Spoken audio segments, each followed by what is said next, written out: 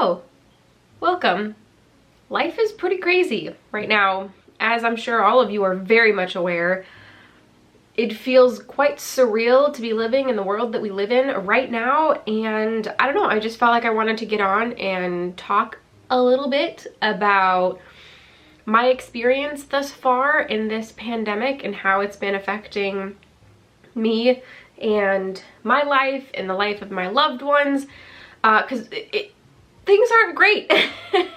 As I'm sure they are not great for many of you. I just thought I could share, and then you could share, and we could just kind of come together and share in our experiences. There's some ways in which I'm very lucky, and then some ways in which we have been impacted in not a great way. My biggest hope is that all of you are remaining safe and calm and collected during this time as best you can.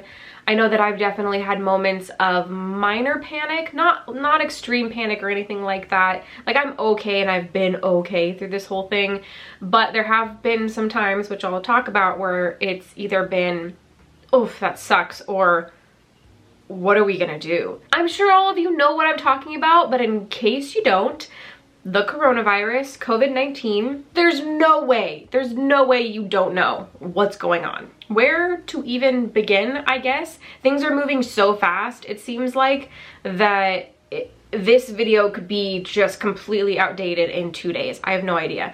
But to start, I'm now working from home. I'm actually filming this on my lunch break. I am very lucky that not only, I mean, most importantly, I am someone who can work from home. Thank goodness for that, because most of Alex and I's, hold on. So I have my phone at work forwarded to my cell phone, and I was getting a call, so I had to pause this. I mean, I'm on my lunch, but I thought I might as well answer the phone since an employee was calling to ask a question. So where was I? I do not remember. Oh, I think I kind of sort of remember where I was at, which is in association with me working from home. I'm very lucky that I'm able to work from home, and I have that opportunity because the majority of our income comes from my job, and I'm able to still provide in that way, which I'm so grateful for, because it would be so much harder all around if I was laid off right now. I'm still working, self-quarantining to flatten the curve. If you don't know what that means, I'm gonna link an article down below which really helps put in perspective what's going on and why the world's doing what it's doing, and why self-quarantining and social distancing is really, really important.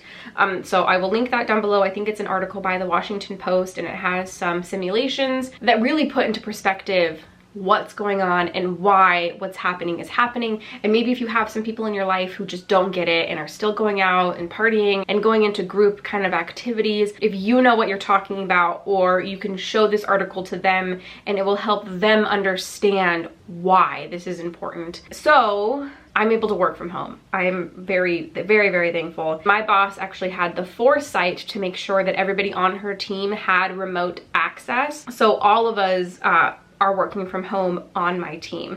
And well, let's start from the beginning.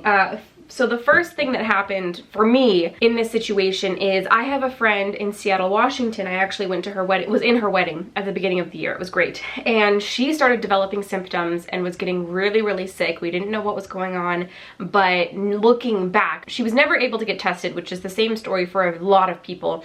But all of her symptoms lined up with COVID-19. She just was so sick.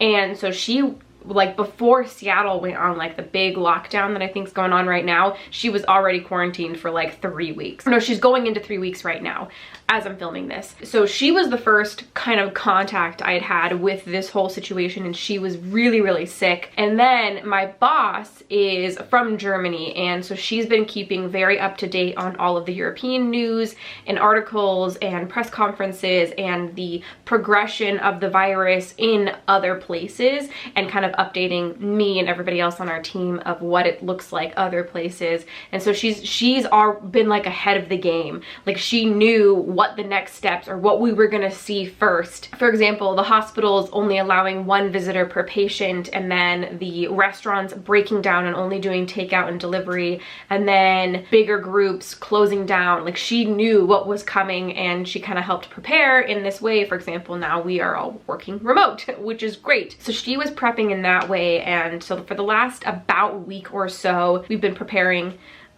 We didn't go crazy and stock up on stuff. We already had a Costco paper towel and toilet paper, so we didn't need more than that.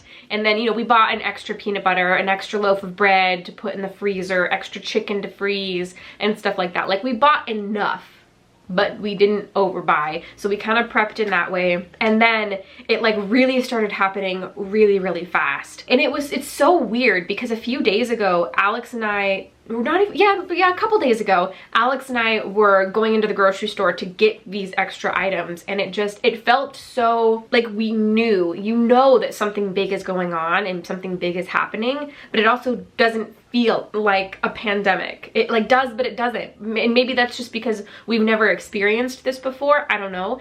But it felt really strange because we knew that a big thing was happening, but it also felt like everyday life was still going on, and which I think is why it's so scary, because everybody feels kind of like that unless you've been directly impacted by it and you've seen people being sick, or you've seen hospitals overrun by sick people. I work for a hospital. I don't think I mentioned that yet, possibly, if you didn't know that already.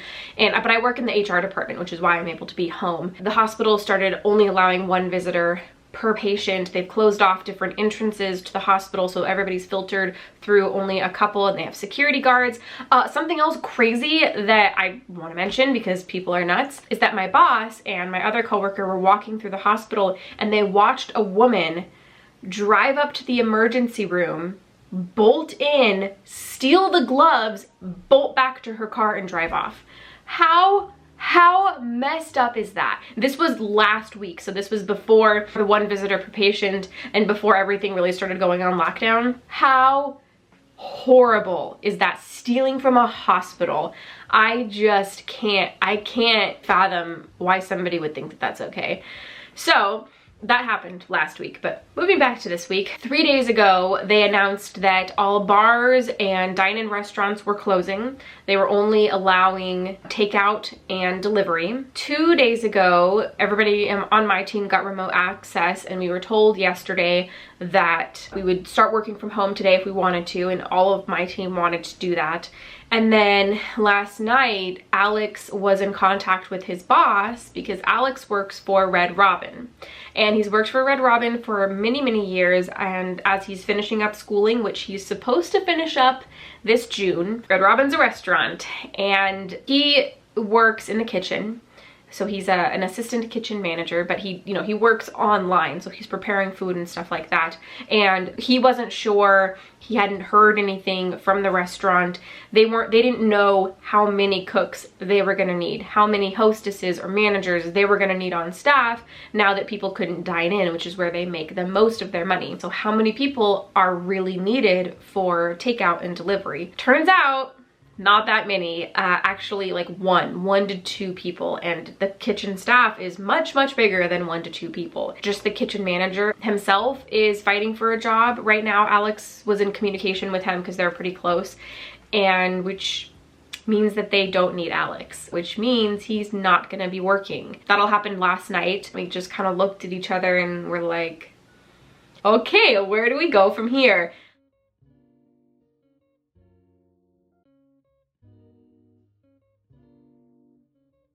We're still kind of figuring out what we're gonna do about that. We're okay right now financially, because again, as I mentioned, I make more money than him working in HR than he does working at Red Robin, but that's still a good chunk of income that we're not gonna have. There's been talk, speculation, that they might stop mortgage payments and rent payments for 2-ish months. If that happens, we'll be fine. We can survive off of my income, and again, it'll be fine. We do have a nest, a little savings account that we can dip into.